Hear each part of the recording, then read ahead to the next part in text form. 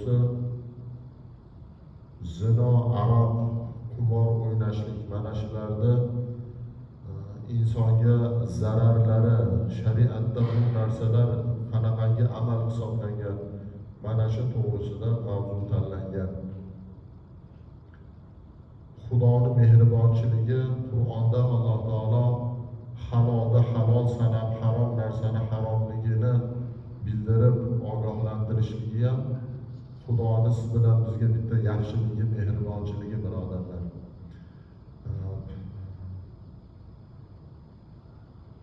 Zino, Xudo Qur'onda bu narsani harom qilgan. Ya'ni erkak bilan ayol benikoh bir-biriga yaqinlik qilishlik bu zino hisoblanadi. Alloh taolo Qur'oni Karimda zinodan ehtiyot bo'linglar emas, zinoga yaqinlashmanglar, zinodan uzoq bo'linglar. Zinoga olib boradigan narsalardan ham o'zlaringni ehtiyot qilinglar. Bu shaytonning bir hiylasi, makri bu. Insonni shunaqangi bir Xudoning oldida gunohkor qilishlikka sabab bo'ladigan amallardan, gunohi kabiralardan, katta gunohlardan deb sanab o'tilgan. Zinodan uzoq bo'ling degan, zino qilmang emas, zinodan uzoq degani zinoga dalolat qiladigan narsadan ham o'zingiz ehtiyotingizni qiling. Bil'aks, agar bunga beparvolik qilinadigan bo'lsa, inson shaytonning qo'pqoniga tushib qoladi. Zinodan uzoq bo'lishlik. Zino demak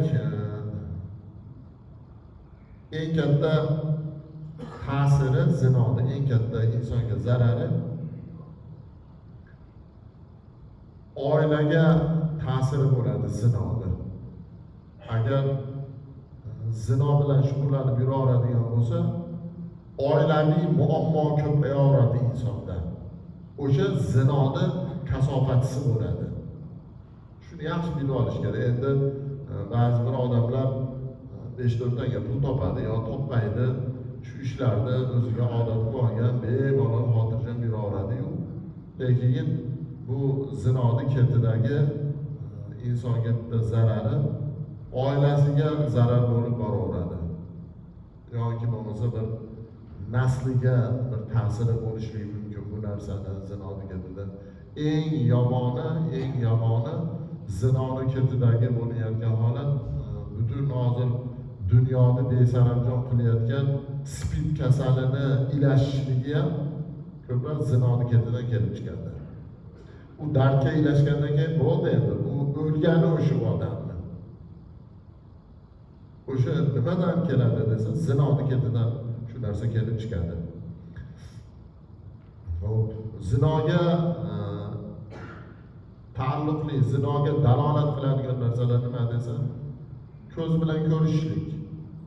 Masalan, hozirgi vaqtda internet rivojlangan mahal telefonda ashunaqangi bema'ni narsalarni ko'raveradigan bo'lsa ham zinoga yo'l ochilaveradi unga.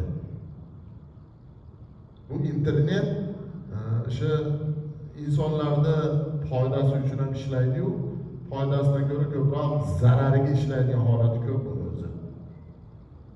Shuning uchun demak Alloh taolo Qur'oni Karimda zinoga yaqinlashmanglar, zinodan uzoq bo'linglar degan bo'lsa, o'sha zinodan uzoq bo'ladigan bitta surati ko'z bilan uzoq bo'lishlik kerak. Ko'z bilan zinoga taalluqli bo'ladigan narsani ko'rmaslik kerak. Bu narsadan o'zini ehtiyotini qilishlik kerak. Agar sekin-sekin ko'zi bilan ko'rib boraveradigan bo'lsa, unga zinoga yo'l ochilib boraveradi. Bir kun o'zini rostlar, kishni so'mat deydi. 2 kun, 3 kun oradan vaqt o'tadi tag'in, sekin-sekin haligi ko'rgan narsasini amalda qilishlik uchun zinoga borishlikka majbur bo'lib qoladi. Ikkinchisi, qulog'i bilan bu narsadan ehtiyot bo'lishligi. Qulog'i bilan deyishligi, demak, masalan, ayollar bilan shunaqangi bir fohish holatlar bilan gaplashib, ularning gapini eshitishlik ham zinoga olib boradigan holatlardan bittasi deb ko'rsatilgan ekan. hozir telefonda gaplashgan ekan deb qo'yadi masalan. Nima bo'ldi dedi?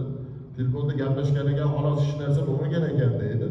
Lekin o'sha telefonda gaplashishligi uni sekin-sekin o'zi deb qo'ysa, borib boradidan bir kundan keyin o'sha zinoni taklif qilishadi bir-biriga.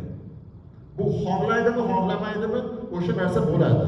Shuning uchun bu narsadan shariatda qaytarilgan. Nomahrammi, bir-biriga nomahram bo'layotgandan keyin unaqangi fohish gaplarni suylashib bir-biridan o'qib shunaqangi muomaladan inson o'zini ehtiyotdan qilish kerak. Bil'aks buni aksida agar bu ish qilmaydigan bo'lsa, bu narsa ham zinoga olib boradi. Qo'l bilan shunaqangi holatlarni ko'rishligi, bu narsa ham zinoga olib boradi. Nomahrammi? Nomahram bo'layotgandan keyin kerak bo'ladigan bo'lsa, qo'l berib ko'rishlik ham shar'an durust emas. Odamda nima desa bo'ladi? Zinoning bitta zarari odamning haybatini ketkizib qo'yadi deydi. Odamning surini yo'qotib qo'yadi. Zino bilan shug'ullanadigan odam shunaqa holatga tushib qoladi. Uning uchun nima qilishlik kerak ekan desa, odam o'zida sur, haybat shunaqa narsani ushlab turish kerak. Uning uchun nima qilish kerak desa, zinodan ehtiyot bo'lish kerak. O'zimizga qarashlik, falonada, pistonada deb turib, bemalol ko'rishib, quchoqlashib, o'pishib, mashina qila oladigan bo'lsa, bu narsa sekin-sekin zinoga olib boradi. Mavrid kelganda fursati bo'lganligi uchun aytib qo'yaman. Umuman ayollar bilan qo'l berib ko'rishdan o'zlaringiz ehtiyot qilinglar. Garchi u opa-singil bo'layotgan bo'lsa ham, bir tug'ishgan bo'layotgan bo'lsa ham ziyorat qilish kerak. Agar shunchalik bilan ko'rishlik zarur bo'layotgan bo'lsa, yelkasini ziyorat qilib qo'ysin, qo'l berib ko'rishmasin. Eri xotin bo'lsa yo'rig'i bo'ladi. Masalan, eri xotin qo'l berib ko'rsa ziyoni yo'q. Lekin erkak bilan ayol kishi shar'an shariatda qo'l berib ko'rishligi yaxshi emas. O'sha qo'lni zinosi nima desa, ushashlik degan. Ba'zi bir holatlarda odam qarab ko'rsa, uzoq odam ham masalan, u mahramligi ham yaramaydi, mahram emas o'zi. U bir turmushgan ham emas, qarindosh urug'chilik yeri ham yo'q. Bemalol erkak bilan ayol kishi qo'l berib ko'risha oladi. Mana shu qo'l berib ko'rishlik o'shalarni zinoga olib boradigan bitta yo'lning bittasi mana shu hisoblanadi.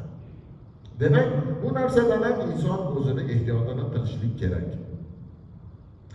Zinoda oqibatida nima kelib chiqadi desa, zino agar avjiga chiqib boraveradigan bo'lsa, zino oshkora bo'lib boraveradigan bo'lsa, yurtda barakani ko'tarilishlikka sabab bo'ladi. Yurtda fayz baraka qolmaydi. Bu narsani endi hozir tan olinyapti o'zi. Baraka qochdi, buningidaqa baraka yo'q deydimi? O'sha barakani ko'tarilayotganligi zino avjiga chiqib ketgani, zinoni ko'payib ketganligini oqibati bo'ladi, birodarlar. Demak, bu narsadan inson o'zini ehtiyotini qilish kerak. Oqibati hech qachon bu narsa yaxshilikka olib bormaydi.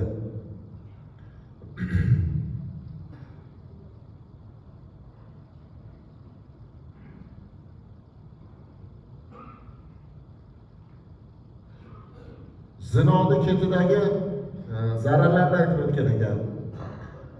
Yashash turmushda odamlar uni yomon ko'rib qoladi. Zinokor erkak bo'lsa, zinokor ayol bo'lsa, Xudoning hikmati bu. Odamlar unga nafrat bilan qaraydigan bo'lib qolar ekan. Odamlar suymay qo'yar ekan u odamni. Agar shu ishni kasb qilgan bo'lsa. Mol dunyosidan barakani ko'taradi Alloh taolo degan ekan. Eng yomoni qiyomatda hisob kitobi og'ir bo'ladi, zinokorning hisob kitobi. Zinokordan bu dunyoda ham odamlar ranjib undan bezar ekan. Qiyomat kunida zinokor erkak bilan zinokor ayolni o'sha avratidan oqayotgan badbo'y hiddan do'zaxlar ozorlanar ekan. Do'zaxda o'ti unga ta'sir qilmay qolar ekan, haligi zinokorda avratidan chiqayotgan sassiq hiddan ahli do'zax azoblanib turadi degan ekan. Shuning uchun birodarlar, buni xayolimizga ham keltirmaylik, bundan o'zimizni ehtiyotimizni qilaylik. Janobi Payg'ambarimiz sollallohu alayhi vasallamni ulug'liklari aytilganda nima deb Payg'ambarimiz alayhissalom ulug'liklarida avlodida zinoga taalluqli bo'lgan avlod dunyoga kelmagan Payg'ambarimiz avlodidan. Otalaridan shu Hazrati Ibrohim alayhissalomgacha boriladigan bo'lsa, shu 50 otani oralig'ida zinoga taalluqli bo'lgan ish bo'lib o'tmagan Payg'ambarimizning ulug'liklari bittasi mana shunda degan ekan. Demak, siz bilan biz ulug'likni, Xudoning oldidagi ulug'likni ham saqlashni xohlaydigan bo'lsak, bu narsada o'zimizni ehtiyot qilib